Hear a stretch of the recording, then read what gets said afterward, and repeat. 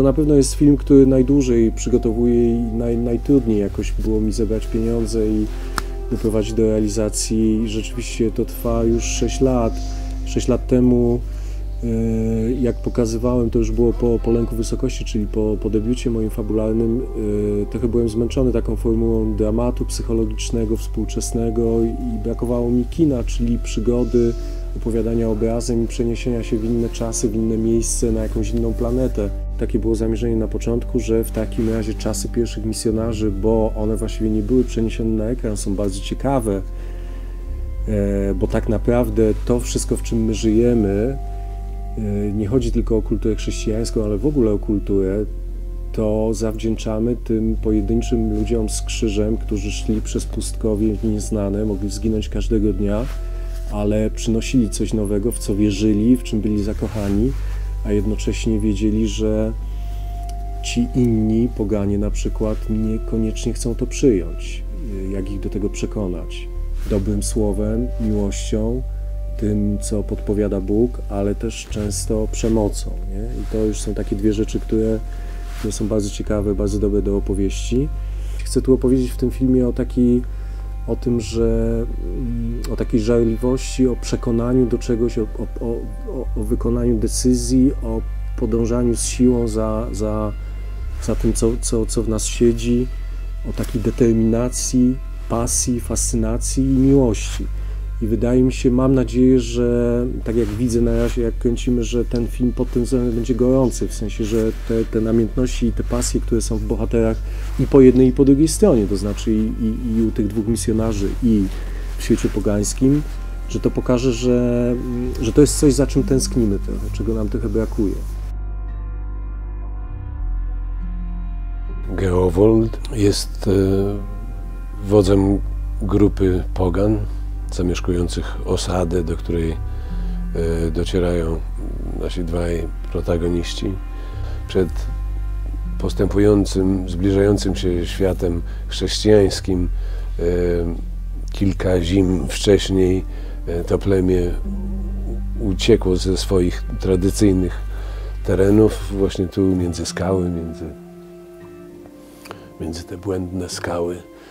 Ponieważ ci poganie są tutaj nie do końca szczęśliwi, to jakby ciężar odpowiedzialności za to spoczywa na Geowoldzie. On podjął decyzję, żeby tutaj się przeprowadzić.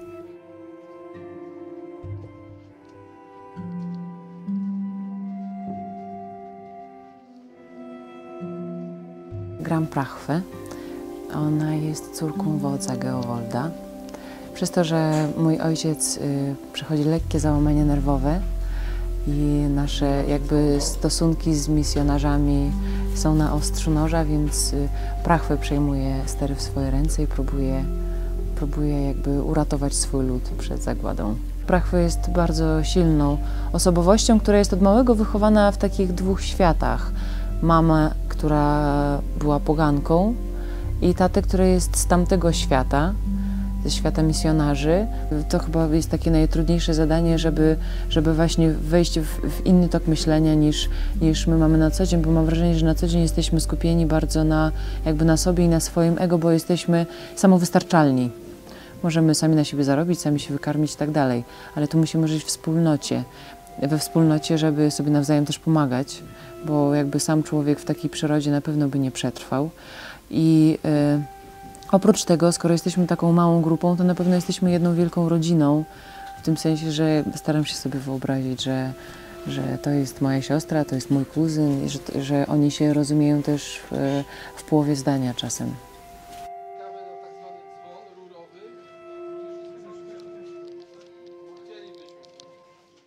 Film jest najbardziej wymagającą rzeczą, czy najbardziej wymagającym filmem, z jakim się zetknąłem i fizycznie, i w sensie takim psychicznym. Jesteśmy no, w 2/3 filmu i są przed nami jeszcze bardzo dramatyczne sceny, także będzie na pewno rosnąć ta cena udziału w tym przedsięwzięciu. To, co teraz robimy, wybija się jakby ponad wszystko, co robiłem do tej pory, może z wyjątkiem ról, kiedy byłem bardzo młody. One na pewno w tamtym czasie byłem tak samo głodny i ten pracy, i poznawania, i zawodu, i postaci, i tego wszystkiego. I w tej roli mogę powiedzieć, że po 30 latach wrócił mi jakiś taki oddech i dzieje się tu również coś takiego, w co wskoczyłem bardzo chętnie i naprawdę no jakby tak bez barier, całkowicie się temu oddając, ponieważ reżyser w postaci Bartka Konopki robi takie wrażenie, które utraciłem naprawdę na 30 lat w tym kraju. To znaczy, on mnie nie formatuje. To nie format decyduje o tym, jak ja mam grać, tylko ja decyduję o tym. I jest to przez niego nie tylko akceptowane, ale mamy obaj ogromną satysfakcję po prostu złamania postaci, zrobienia czegoś właśnie, czego nie ma w formacie, a format to znaczy dla mnie, w moim tym ostatnim doświadczeniu polskim, to jest tak, jakby pokazywać jedną stronę bohatera.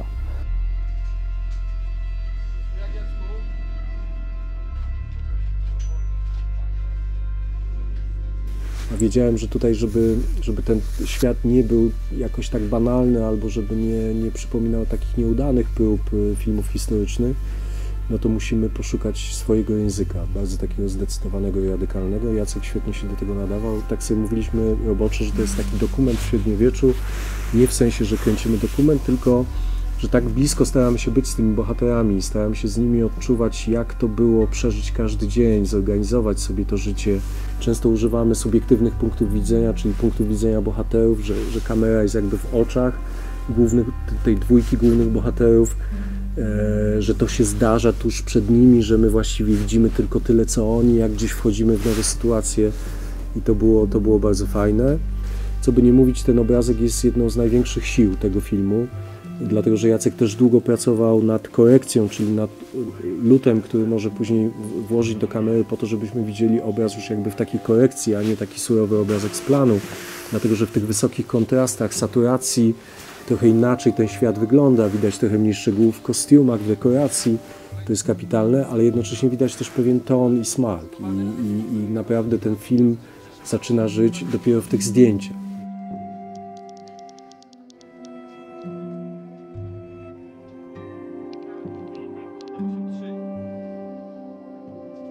Mamy tak naprawdę dwie grupy kostiumów. Jedna grupa kostiumów to jest grupa Pogan, czyli to są wszystkie te takie futrzakowe historie i jeżeli chodzi o samą technologię, to one były tworzone z runa owczego przez tkanie.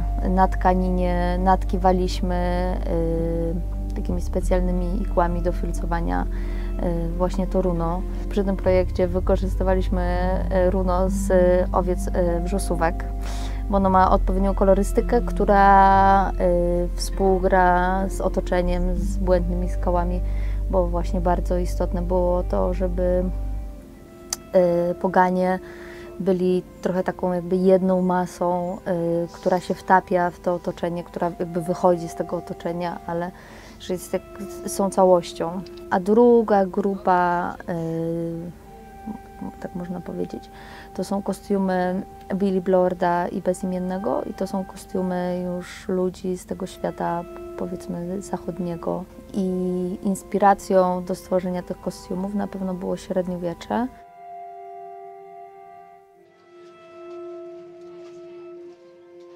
Cała ta osada pogańska jest stworzona tutaj właśnie w Błędnych Skałach. Ona jest trochę zrobiona na zasadzie takiego labiryntu, że my nigdy, wchodząc tutaj z misjonarzami, nie wiemy, gdzie to się zaczyna, gdzie to się kończy, jakie to jest duże, ilu ich tu jest. To jest takie świetne założenie też do filmu, że jesteśmy w środku, jesteśmy wrzuceni jakby na tą ostatnią pogańską wyspę i nie wiemy gdzie, kiedy, nie wiemy w filmie gdzie i kiedy to się dzieje, nie? Nie wiemy, kiedy to się skończy, nie wiemy, jak upływa czas, nie wiemy, gdzie oni są. I oni tak samo są zagubieni. I to wydaje mi się, że jest bardzo, to jest takie dodatkowe napięcie, które pomaga w narracji tego filmu. Moim zadaniem było konstruowanie pewnej materii ruchowej pogańskiej społeczności, która jest tutaj takim, można powiedzieć, zbiorowym bohaterem tego filmu. Wywodziło się to z praktyki, która jest taką moją praktyką, którą uprawiam od iluś lat, na którą się składa ruch ciała, wydobywanie głosu i zmysły, tak najogólniej rzecz biorąc. Czyli staraliśmy się wyostrzyć zmysły i pobudzić sensorykę w ogóle ciała. To znaczy, tak jakbyśmy wrócili do takiego kodu sprzed cywilizacji, czyli wtedy, kiedy ludzie więcej czuli, a mniej myśleli. I to czucie, włącznie z taką totalną bliskością, bym powiedziała, między ludźmi, rozwijaliśmy, pobudzaliśmy. Trwało to 2 tygodnie przed rozpoczęciem planu zdjęciowego. Pracowaliśmy wspólnie z aktorami i z tancerzami. Mamy w obsadzie wspaniałych performerów, często wybitnych choreografów również wewnątrz. W tej materii choreograficznej jest to ogromne pole do popisu, w związku z tym wspaniale jest pracować na planie filmowym chyba.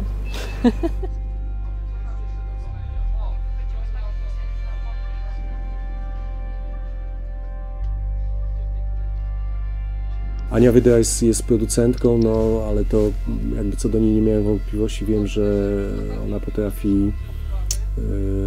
potrafi zrobić wszystko dla filmu. Mamy świetną ekipę też producencką, w sensie kierownik produkcji Tomek Morawski i drugi kierownik Marek Skupień. Cały ich jakby staff jest kapitalny też naprawdę, po prostu nie ma rzeczy niemożliwych, wszystko się udaje. Świetnie nam się też układa współpraca z Belgami, bo takie to było trochę niepewne, no Belgia jest po prostu dobrym krajem do koprodukcji, nie? No ale ani tam nie kręcimy, ani na początku mieliśmy nie brać stamtąd aktorów. Natomiast teraz jesteśmy bardzo zadowoleni z Belgów, bo udało nam się, mamy tutaj też 2 świetnych aktorów, Jeroena Percevala, który gra tutaj taką ważną rolę przez jakby te wszystkie dni. Świetnie się z nim współpracuje, jest bardzo ciekawym aktorem. I będzie też Jan Bejwood, na końcu się pojawi też w takiej ważnej roli. Bardzo duża pomoc też i takie zrozumienie i dobra energia ze strony belgijskiego koproducenta, czyli Early Birds Films, czyli Jürgen Melissa i cały ich zespół. Także no, to jest super, bo to nam daje taki wiatr w żagle i wszystkim się jakoś tak dobrze pracuje.